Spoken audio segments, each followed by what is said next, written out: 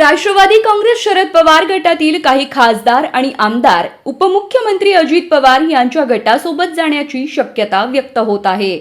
8 खासदारांपैकी 6 खासदारांनी पक्ष सोडला तर पक्षांतर बंदी कायदा लागू होत नाही।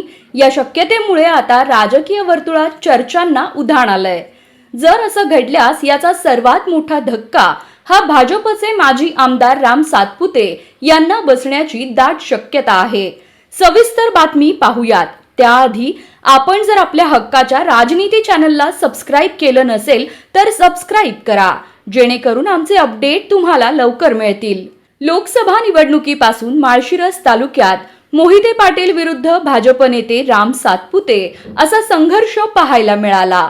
यात भाजप नेत्यांनी देखील मोहिते पाटलांविरोधात दंड थोपटले। देवेंद्र फडणवीस यांच्या नेतृत्वाखालील सरकार सत्तेत आल्यानंतर भाजप नेत्यांनी विरोधी गटांना धडा शिकवण्याची भाषणे झाली। या विषयावर सर्वात आक्रमक दिसले ते राम सातपुते। आमच्या कार्यकर्त्यांना धमक्या दिल्या तर मी धमकी देणार नाही, भर चौकात नागडं करून मारू अशी धमकीच भाजपच्या राम सातपुतेंनी दिली। तसंच ते भ्रष्टाचाराच्या विषयावरून मोहिते पाटलांना वर्षभरात जेलमध्ये टाकू असं देखील म्हणाले होते। याशिवाय मोहिते पाटलांनी गद्दार देखील म्हणत गंभीर आरोप केले होते। आता राजकीय घडामोडी पाहता सातपुते यांची कोंडी होऊ शकते। राष्ट्रवादी शरद पवार गटातील काही नेते अजित पवार गटात सामील झाल्यास भाजपला शह बसेल अशी कुजबूज आहे।